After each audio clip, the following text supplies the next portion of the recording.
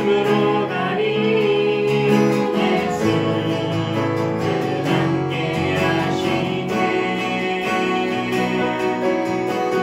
후회도 염려도 온전히 맡기니 예수 늘 함께 하시네.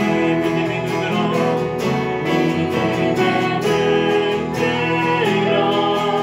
주를 보라.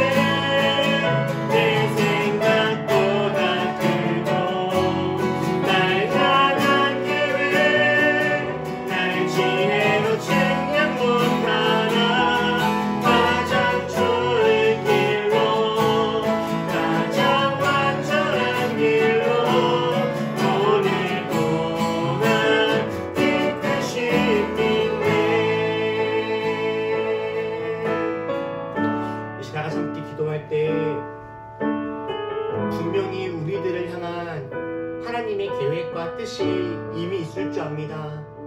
우리가 다 알지 못하고 미처 깨닫지 못하여도 하나님은 우리들을, 또 우리 교회를, 우리 한 사람 한 사람을 어디로 인도하실지, 어떻게 이끌어 가실지 주님의 뜻과 계획이 다 있으십니다. 우리 시간 기도할 때 하나님 우리들로 하여금 하나님의 그 계획을 신뢰하는 마음으로 주님의 이 길, 기쁨과 즐거움을 가지고 소망과 사모하는 마음을 가지고 우리 잘 걸어갈 수 있도록 주님, 언제나 주님께서 우리의 길을 이끄시고 인도하여 주시옵소서. 우리 이를 위해 다 같이 함께 한 목소리로 함께 기도하겠습니다. 기도합시다. 사랑의 하나님 아버지, 우리들 향한 주님의 뜻과 계획을 신뢰합니다. 우리 한 사람 한 사람을 향한 주님의 뜻과 계획하신 일을 우리가 기대합니다. 하나님, 우리가 이 시간 주님께 나의 삶을 의탁하며 기도하오니 하나님 우리들을 인도하여 주시고 함께하여 주시옵소서. 주님의 계획 속에 우리가 있을 수 있도록, 주님의 걸음 안에 우리가 나아갈 수 있도록 하나님 우리들 한 사람 한 사람을 붙드시고 인도하셔서 하나님의 계획 그 속으로 하나님 우리를 움직여 주시옵소서. 우리가 주님께 순종하기를 결단하며 주님 뜻에 따라 나아가기를 시간 소망합니다. 나의 뜻과 나의 걸음 그대로 걸어가지 아니하게 하시고 하나님이 원하시고 기대하시는 그 자리에 우리가 잘 세워질 수 있도록 하나님 인도와 함께하여 주시옵소서. 때로는 힘이 들고 때로는 어두운 상황들이 올지라도 주님께서 함께하시고 이끌어가심을 믿고 하나님 우리 그 길 잘 나아가며 걸어갈 수 있도록 주님께서 인도하여 주옵소서.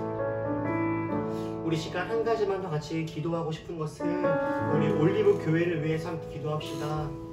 하나님이 분명 우리 올리브 교회를 세우시고 또 우리들을 불러주시고 이렇게 예배하게 하시는 주님의 뜻과 계획이 있을 것인데 우리 올리브 교회가 정말 하나님께 기쁨이 되는 교회가 되게 하여 주옵소서. 이 땅에 하나님을 만나야 되는 많은 사람들에게 피난처가 되는 교회가 될 수 있도록 주님 우리 올리브 교회를 사용하여 주옵소서. 우리 이를 위해 다 같이 한 번만 더 기도합시다. 기도하겠습니다. 사랑의 하나님 아버지, 우리 올리브 교회를 주님께 맡깁니다. 하나님 우리 교회를 사용하여 주시고 주님 함께하여 주시옵소서. 하나님 우리가 주님께 기쁨이 되어지는 하나님 교회의 건강한 공동체를 잘 이루어갈 수 있도록 하나님 인도하여 주시고 함께하여 주시옵소서. 이 세상에 수많은 교회들이 있고 수많은 그리스도인들이 있지만 하나님 정말 우리들 주님 마음을 기쁘시게 하는 사람들 되어지기를 소원합니다. 하나님 우리를 통하여서 하나님의 일들이 온전히 일어날 수 있도록 인도하여 주시고 우리들의 예배와 우리들의 주님을 믿고 따라가는 모습들이 하나님 마음을 합하게 할 수 있도록 인도하여 주시옵소서. 한여름에 얼음 능수와 같은 하나님 우리 그런 신앙생활을 잘 감당할 수 있도록 인도하여 주시옵소서. 이 땅에 주님이 필요한 많은 사람들에게 피난처가 되어주며 쉴곳이 되어주는 하나님 그런 공동체 우리 잘 세워갈 수 있도록 주님께서 함께하시고 인도하여 주시옵소서.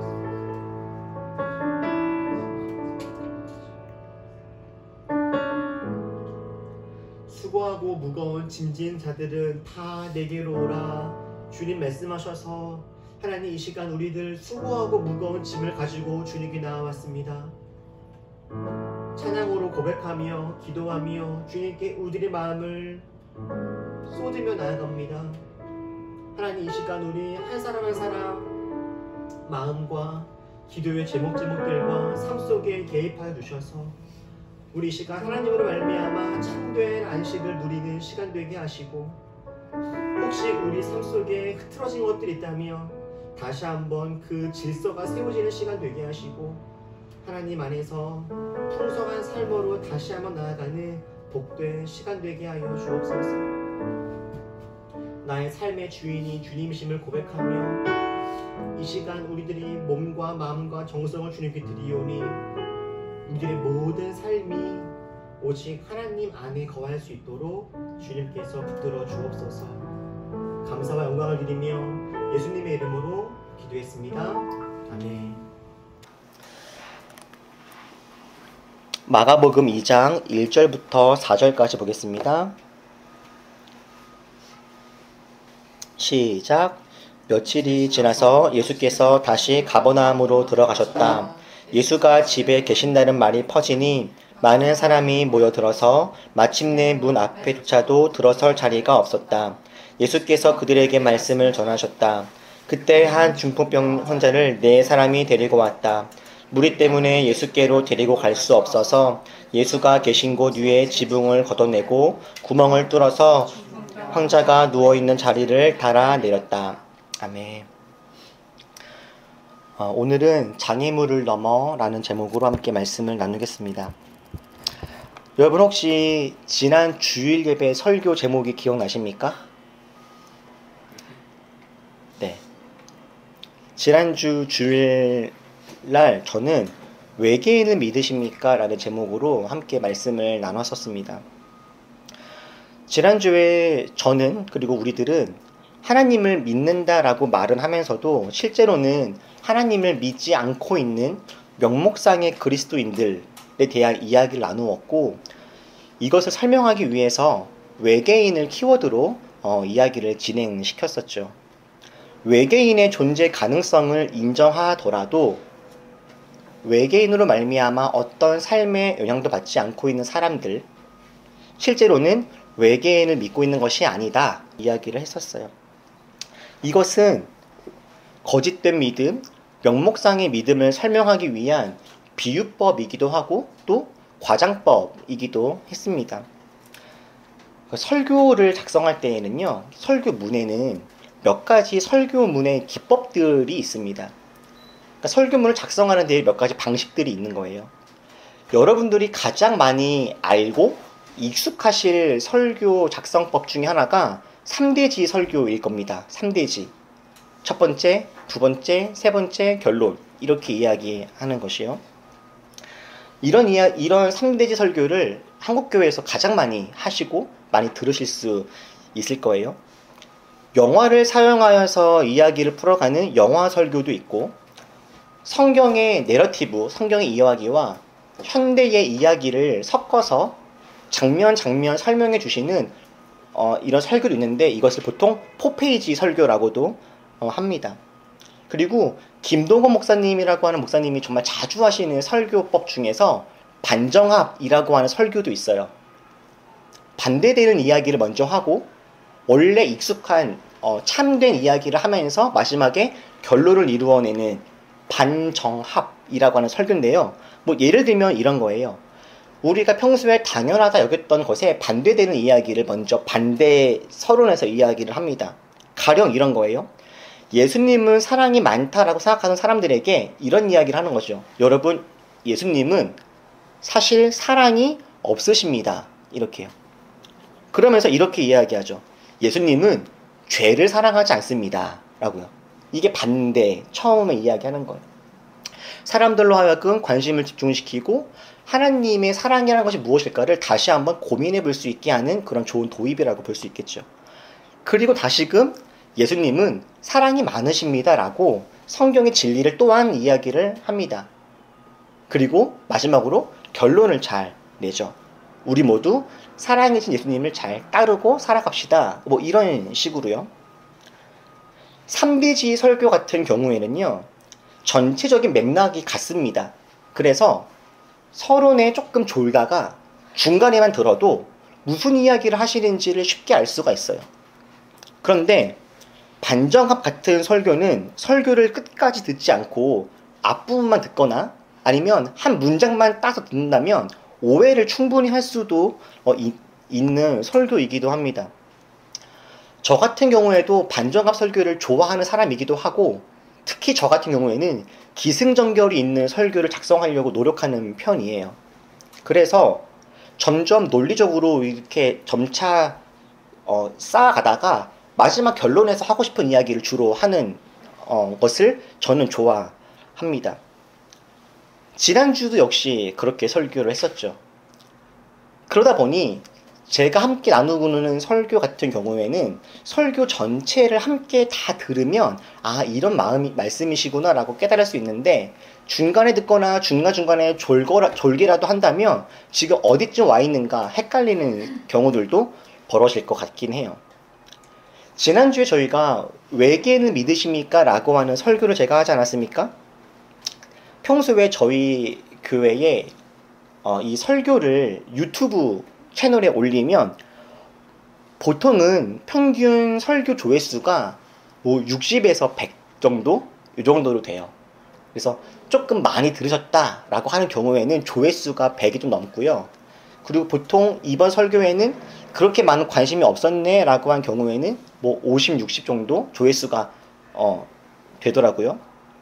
그런데요, 지난주 설교는 월요일이 지나고 화요일날 아침이 되었을 무렵에 이미 조회수가 1000이 넘었습니다. 1000. 그리고 매우 가파르게 조회수가 상승하는 모습을 볼 수가 있었어요. 좋아요는 20개나 눌렸고 댓글도 평소와는 다르게 7개나 달렸습니다. 갑자기 조회수가 막 늘어나고 댓글이 달리고 있다는 알람이 저한테 막 뜨다 보니까 제가 당황스럽고 놀라서 그 유튜브 계정 채널에 들어가 보았더니 정말 반응이 막 뜨겁게 달아오르고 있더라고요. 제가 그런 반응이 너무 뜨겁고 부담스러워서 그렇게 막 댓글이 달리고 있는 상황에 부랴부랴 썸네일을, 그 설교를 나타내고 있는 그 안내 표지를 썸네일을 아주 평범한 것으로 바꿨습니다. 원래 있던 것을 내리고 평범하고 익숙하고 교회에서 많이 들었을 수 있을 법한 내용으로 다시 썸네일을 바꿔 올렸어요. 그랬더니 다시금 평소대로 조회수가 이렇게 확 떨어지더라고요. 그 이후에 제가 댓글 7개를 천천히 살펴보았습니다. 달린 7개의 댓글은 모두 다 악플이었어요. 악성 댓글이죠. 싫어요도 4가지나 있었습니다. 그 7개의 악플의 내용은 대략 이러합니다. 외계인과 UFO는 지옥의 수송선입니다. 외계인을 믿지 마세요. 어떤 분은 이렇게도 하셨어요. 헛소리 하려거든 목사라고 하는 타이틀이나 내려놓고 하셔 라고요. 또 어떤 분은 약한 사람들 혼란 주지 말고 혼자만 말하고 혼자만 집에서 나오지 마시오 라는 말씀도 있었고요. 어떤 분은 외계인의 여부를 우리가 판단할 수 없습니다. 모든 것은 야훼께서 주관하십니다. 라고 하는 댓글도 있었어요. 마귀 나라에서 천국이라 하지 않고 외계인이라 하시오. 소속이 어디야? 이런 댓글도 있었습니다. 그 댓글들을 제가 읽어보면서 많이 놀랐어요.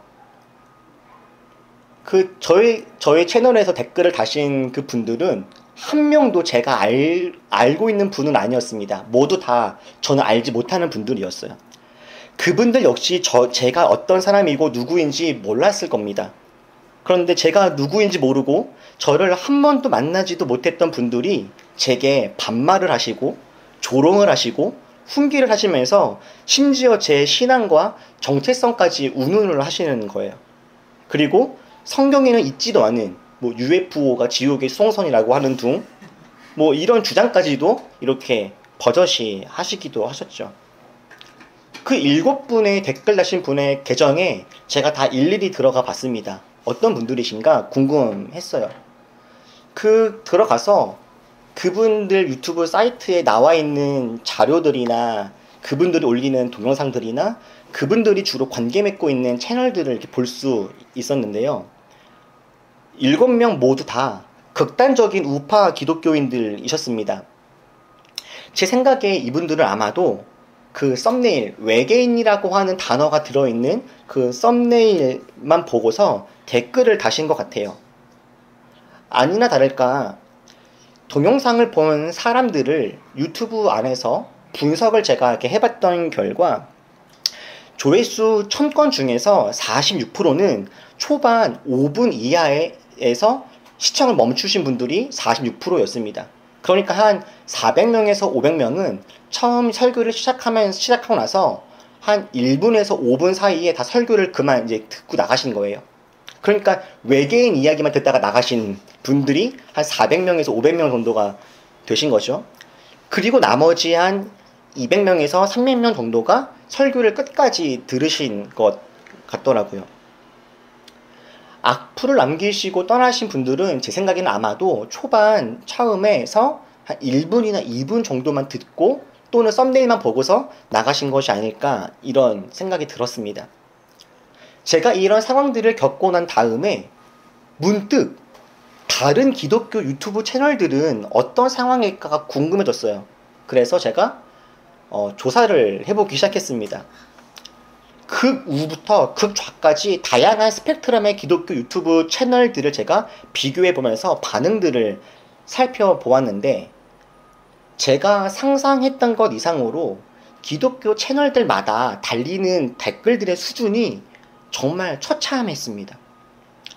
사실 설교라고 이야기하기 어려운 비성경적인 내용의 설교나 강의에 정말 많은 사람들이 은혜 받았다라고 하면서 남기시는 댓글들도 있었고, 더 심각한 것은 조금 개혁적이거나 현대적인 해석의 설교들에는 조롱, 비난, 혐오의 댓글들이 아주 많았습니다.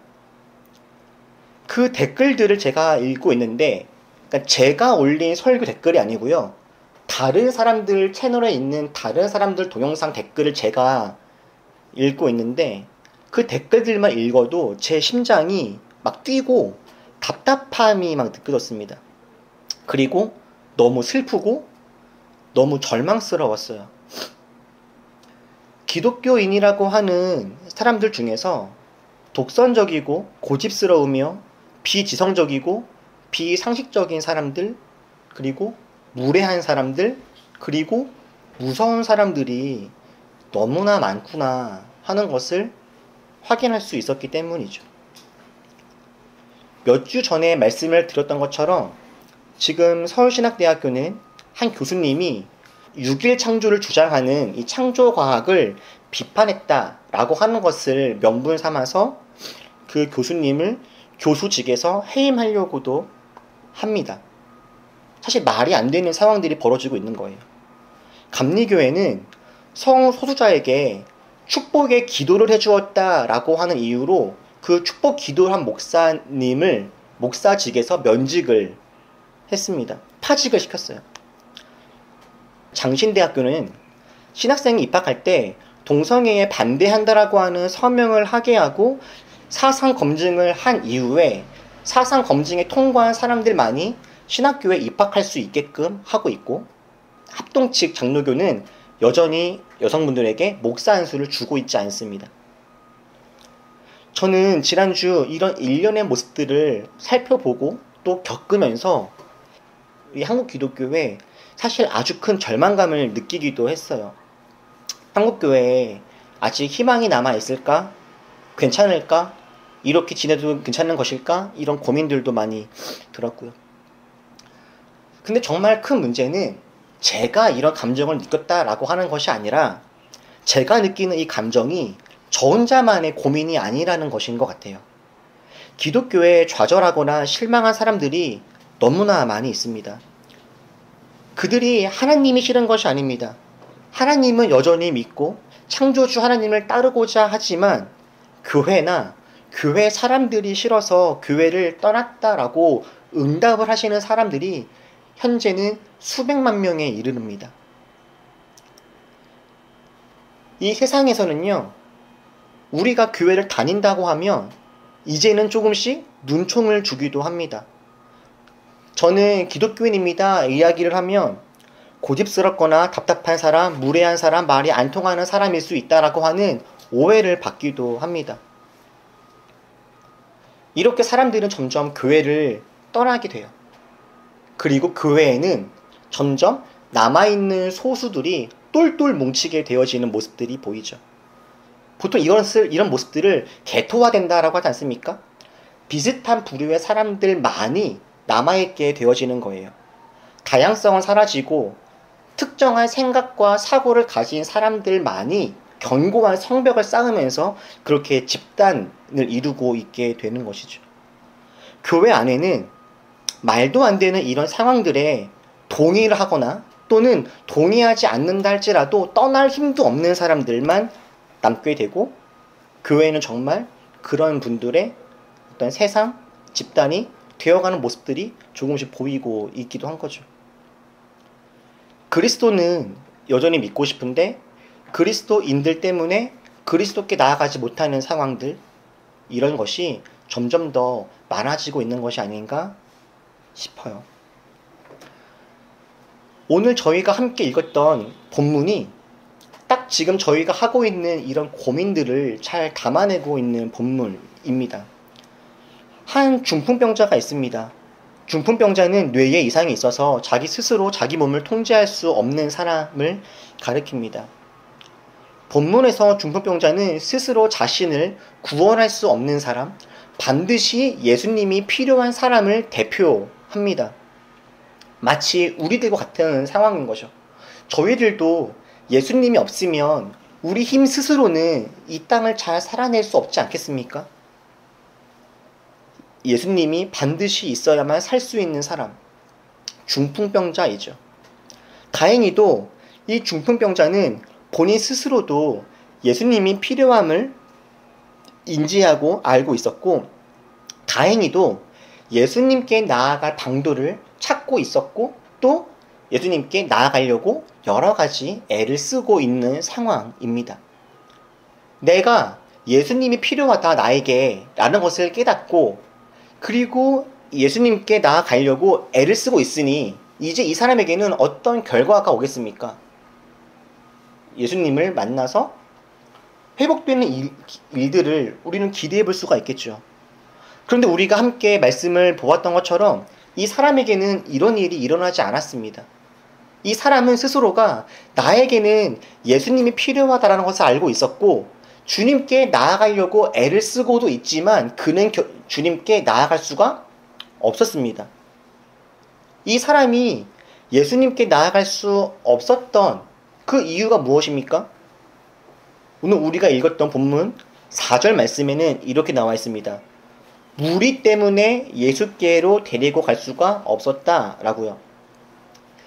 2절에 보면은 더 자세하게 나와 있죠. 많은 사람들이 모여 있어서 마침내 문 앞에조차도 들어설 자리가 없었다. 예수님께 나아가려고 하는데 이미 사람들이 가득 차 있어서 그 사람들 때문에 예수님께 나아갈 수가 없는 그런 형편인 겁니다. 그런데 여러분, 예수님 앞에 이미 사람들이 많이 있어서 그 무리 때문에, 사람들 때문에 이 중풍병자는 예수님께 가까이 갈 수가 없는 상황인데, 그렇다면 중풍병자와 예수님 사이에 있는 수많은 사람들, 이 무리들은 어떤 사람들일까요? 이 사람들은 예수님을 싫어하거나 박해하거나 죽이려고 하는 사람들이 아닙니다. 중풍병자로 하여금 예수님께 가까이 가지 못하게 만드는 이 무리들은 예수님을 싫어하거나 박해하는 사람들이 아니라 다 예수님에 대해서 호의가 있는 사람들이에요. 예수님이 무슨 말씀 하실지 듣고 싶어하고 예수님이 어떤 기적을 보이실지를 기대하는 사람들이 바로 이 무리들입니다. 근데 아이러니하게도 이 중풍병자는 예수님을 좋아하고 예수님에 대해서 무엇인가 큰 어떤 능력과 이벤트를 보려고 모여있는 이 무리들 때문에 예수님께 나아갈 수가 없게 된 것이었죠. 만약에 여러분들이 지금 중풍병자라고 한다면 여러분은 이 상황에 어떻게 하시겠습니까? 이렇게 고민하는 것이 중요한 이유는 이것이 단지 2000년 전에 이 중풍병자에게만 일어난 일이 아니라 우리들에게도 지금 당장에도 일어날 수 있는 상황이기 때문에 이 질문은 우리들에게 매우 중요합니다. 지금 이 중풍병자는 예수님께 가고 싶어도 갈 수가 없는 상황이었습니다. 그런데 정말 다행인 것은 이 중풍병자 주위에는 그렇게 예수님께 가는 것을 방해하는 무리들만 있었던 것이 아니었습니다. 중풍병자에게는 혼자 스스로 자기 몸을 잘 가눌 수 없고 움직일 수 없어서 힘들어하는 이 사람을 예수님께로 이동해 줄 만한, 이 사람을 도와줄 만한 친구들, 소수의 친구들이 있었습니다. 중풍병자의 소수의 친구들은 무리들로 인해서 그가 예수님께 가까이 갈 수 없게 되자 고민합니다. 사실 어쩌면 이들도 고민했을 겁니다. 그리고 포기할 수도 있었을 거예요. 나도 널 데리고서 예수님께로 가고 싶었었어. 그런데 가고 싶었고 하려고 했는데 근데 상황이 봐봐. 좋지가 않다. 우리도 할 만큼 했어. 근데 이제는 더 이상 어쩔 수가 없네. 너를 주님께로 데려가지 못하는 것은 우리 때문이 아니야. 우리도 도와주고 싶었지만 저들이 워낙에 사람이 많고 쪽수가 많고 견고해서 우리는 더 이상 어쩔 수가 없어. 이렇게 충분히 말할 수도 있는 상황이죠. 그러나 너무 다행스럽고 감사하게도 중풍병자의 친구들은 예수님께 가는 그 길이 가로막혀 있을 때 다른 길들을 찾기 시작합니다. 그들은 예수님께 나아갈 수 있는 길이 없으니 어떻게 합니까? 아예 새로운 길을 만들어 버립니다. 결국 그들은 정말 엉뚱하고 특이한 상상을 하죠. 어떻게 했어요? 지붕 위로 올라가는 겁니다. 그리고 그 지붕을 부셔버려요. 그리고 지붕에서 사람을 달아 밑으로 내리는 그런 일들을, 도발적이고 창의적인 일들을 계획하고 실행합니다. 여러분 상상해 보세요. 우리 집도 아닌데 어떤 지붕 위로 올라가서 그 지붕을 걷어내고 사람을 위에서부터 내린다 상상해 보십시오.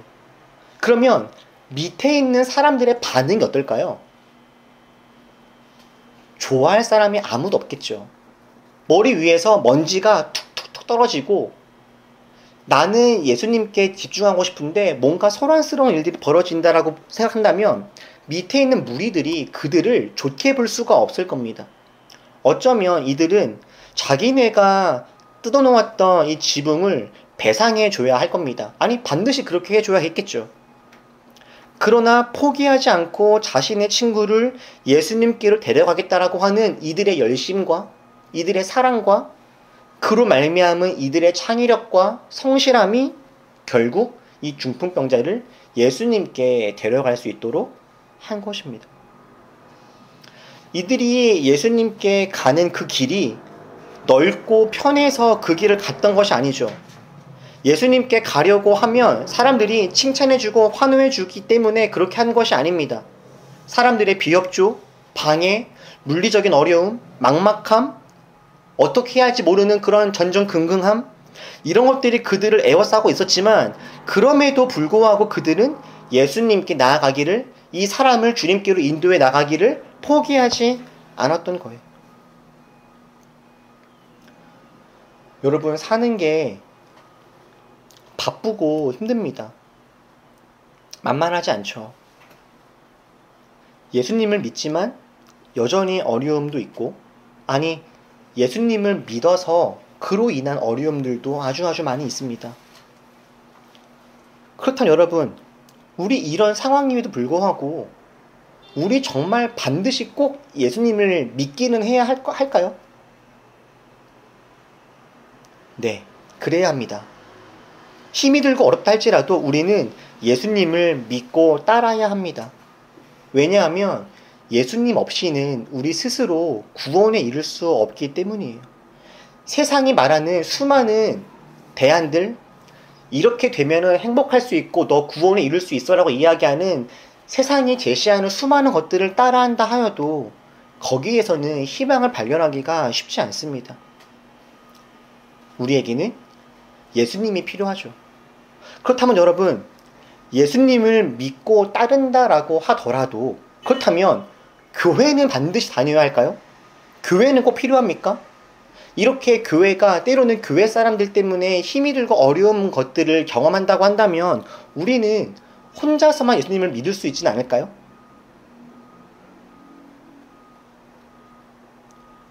그렇지도 않습니다.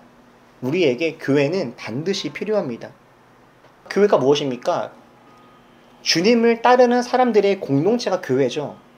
주님을 따르는 사람들이 함께 모이는 것, 함께 모여서 예배하고 서로 교제하고 인사하고 서로의 삶의 어려움 나누고 중보하고 서로를 격려하는 것은 자연스럽고 마땅히 우리가 하고 싶어지는 자연스러운 행위이고 모습입니다.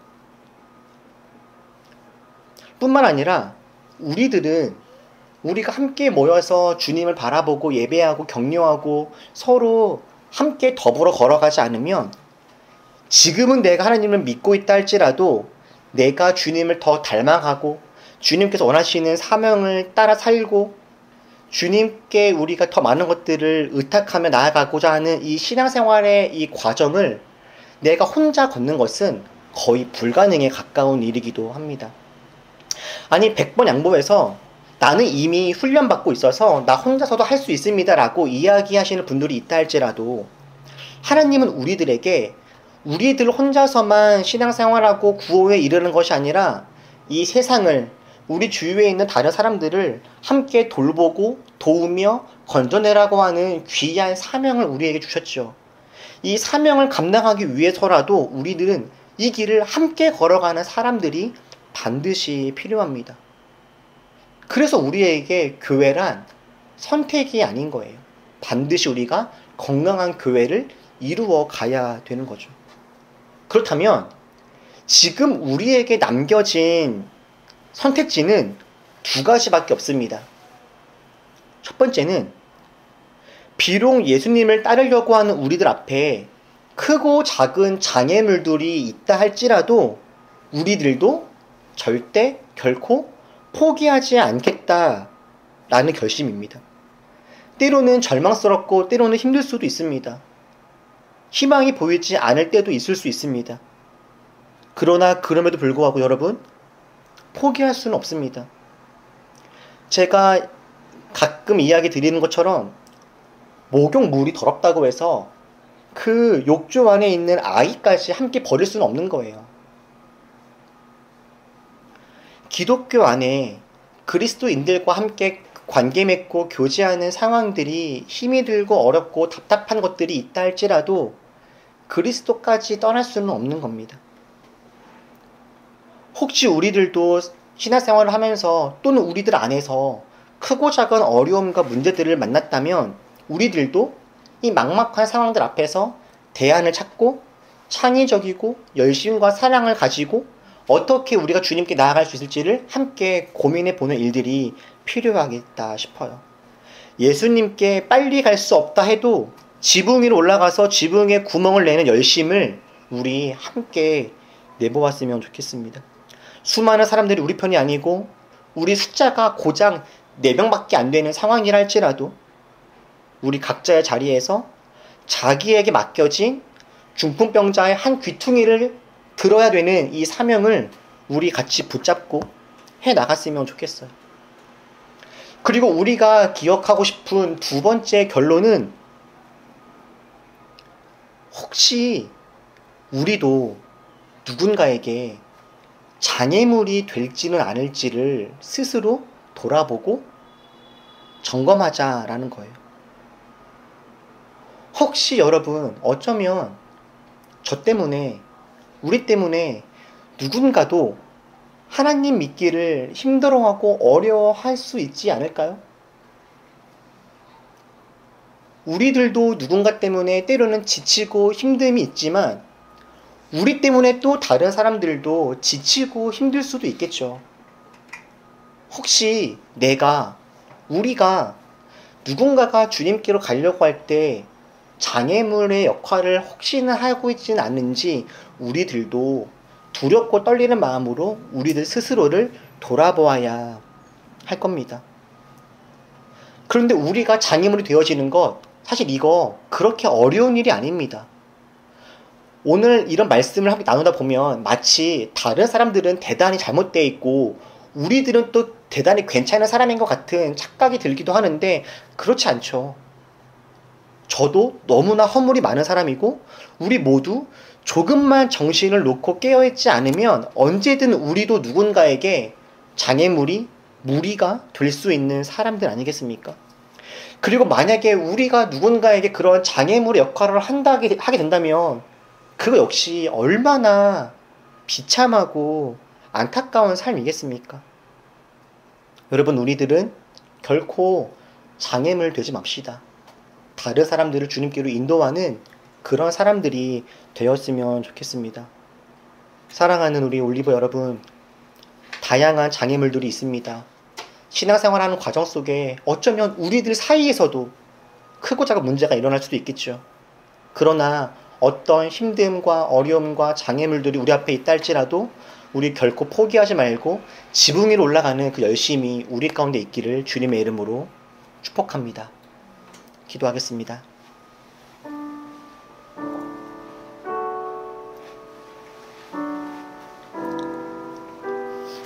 우리 두 가지를 다시 한번 기억하며 기도합시다.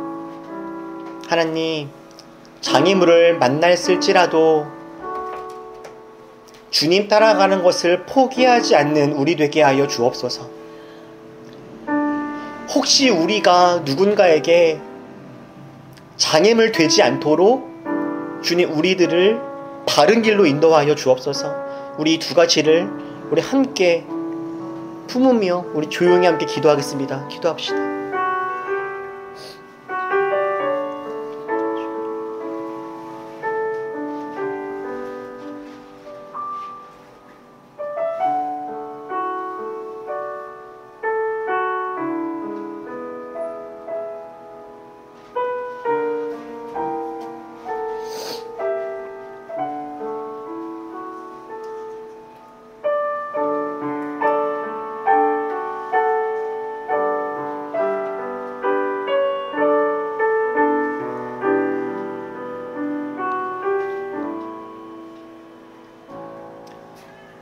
하나님, 주님을 따르고자 하는 우리들의 신앙의 여정에 때로는 크고 작은 장애물들을 발견할 때가 있습니다.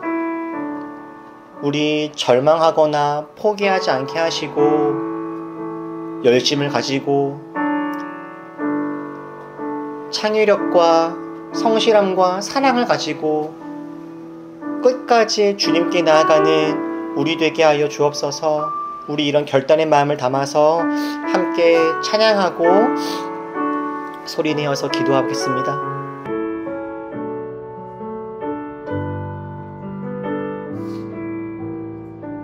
고단한 인생길, 고단한 인생길, 힘겨운 오늘도 예수 내 마음 아시네. 지나간 아픔도 마주할 세상도 예수 내 마음 아시네. 하루를 살아도 기쁨으로 가니 예수 늘 함께 하시네. 후회도 염려도 온전히 맡기니 예수 늘 함께 하시니. 믿음의 눈 들어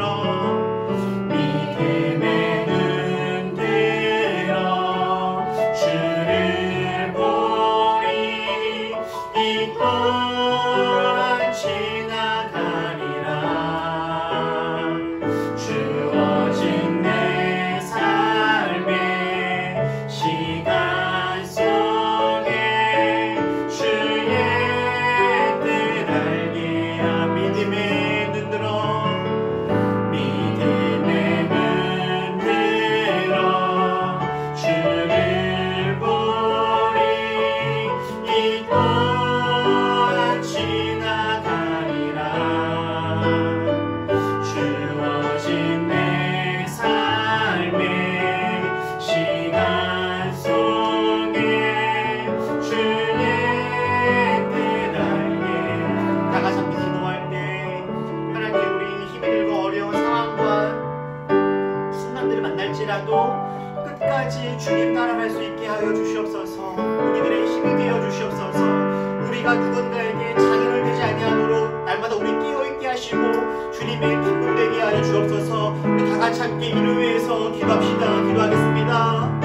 사랑의 하나님 아버지, 이 시간 간절히 기도하며 구하오니 하나님, 우리들 끝까지 건강하고 바르게 주님 잘 따라가는 자들 되게 하여 주시옵소서.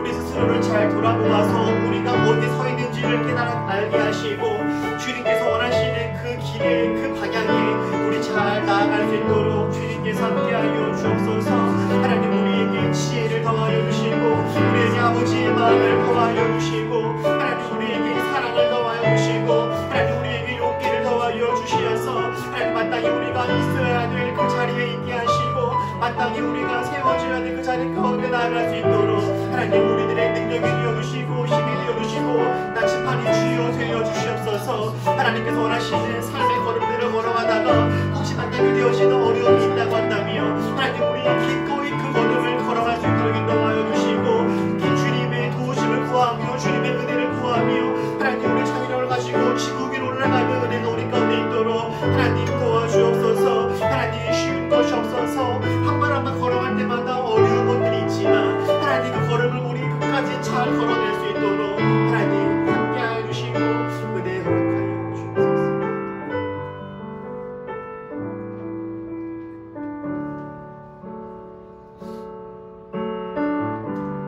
주님께 나아가고자 마음만 먹으면 주님께 쉽게 갈 수 있을 것이라 생각했던 때도 있었습니다. 그런데 주님께 빨리빨리 가까이 가고 싶은데 주님께 나아가는 걸음걸음 속에 크고 작은 어려움들과 장애물들을 만날 때가 있습니다. 때로는 내 안에 갈등들이, 내 안에 여러 가지 죄악들이, 상황과 환경의 어려움들이 하나님 때때로는 주님께 나아가는 길들을 가로막습니다. 그러나 주님, 그런 장애물을 만났을지라도 우리 주께 나아가는 이 걸음을 멈추지 아니하게 하시고 끝까지 주님 따라가는 은혜 있게 하여 주옵소서. 이 시간 특별히 주님께 구하기는 하나님 지붕 위로 올라가 지붕 위를 떠내는 그런 창의력과 열심이 또한 우리 가운데 있기를 소원합니다.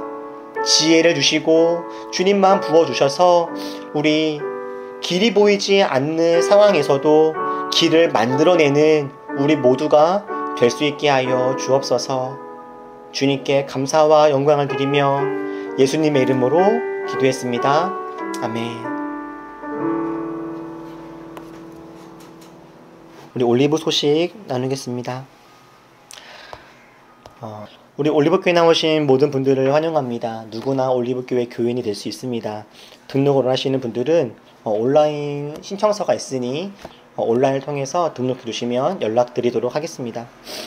우리 4월달 월간 올리브 의자놀이 이 책을 돌아오는 금요일날 저희 집에서 독서 모임 하도록 하겠습니다. 지금 많은 분들이 잘 읽고 계신데요. 끝까지 잘 읽으시고 이번 주 보내드릴 링크를 통해서 서평 잘 작성해 주신 다음에 금요일날 함께 만나서 의미 있는 대화들을 나누었으면 좋겠습니다. 저희 올리브교회는 주일 예배를 드리기 전에 한 주간의 자신의 삶을 돌아보고 자신의 마음을 기록해서 주님께 올려드리는 마음 기도 카드 쓰는 시간이 있습니다. 예배가 시작되기 전에 조금 먼저 오셔서 한 주간의 자기 삶을 잘 돌아보시고 하나님께 하나님 저 이번 주에 이러이러한 삶을 살았습니다. 조금 힘들었습니다. 또는 조금 너무 기쁜 일이 많았습니다. 감사합니다. 이런 것들을 잘 적으신 다음에 봉헌하시고 그 마음을 가지고 예배에 참여하시면 더 풍성하고 의미 있는 예배가 되지 않을까 라는 생각이 듭니다. 예배가 우리가 비록 사람도 그리 많지 않고 공간도 넓지 않지만 우리 한 명 한 명이 마음을 잘 모아서 풍성한 예배가 되었으면 좋겠다라는 아주 간절한 소망이 있습니다. 함께 우리 이를 위해서 잘 애를 써 주셨으면 좋겠습니다. 우리 패배 찬송 하시고 우리 기도로 예배를 마치겠습니다.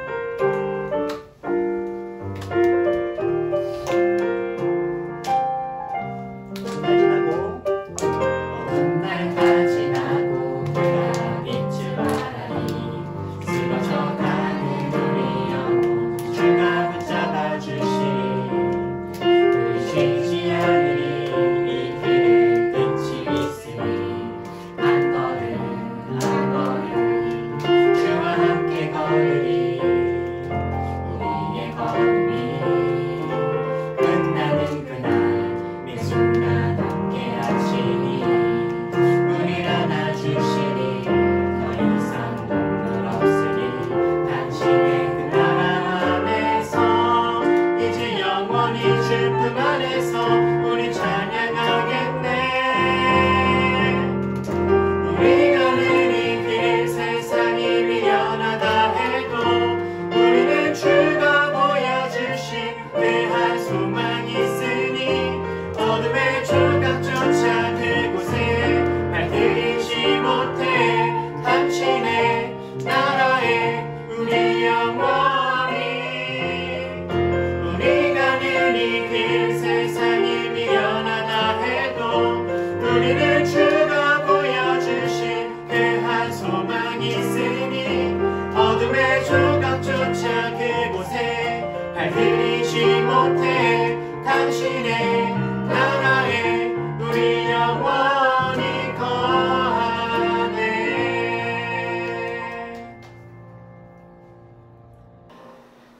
이제는 우리를 모든 죄와 사망과 어둠 가운데 던져내신 우리 주 예수 그리스도의 은혜와 하나님의 따뜻하고 넓으신 놀라운 사랑과 언제나 우리에게 세임 주시며 일어나게 하시는 성령님의 그 큰 은혜가 때로 장애물을 만나 절망스럽고 힘이 들지라도 포기하지 않고 끝까지 주님 따르기로 결단하고 돌아가는 우리 모든 올리버들과 함께 예배한 모든 분들 머리 위에 지금부터 영원토록 함께 하시기를 간절히 축원하옵나이다.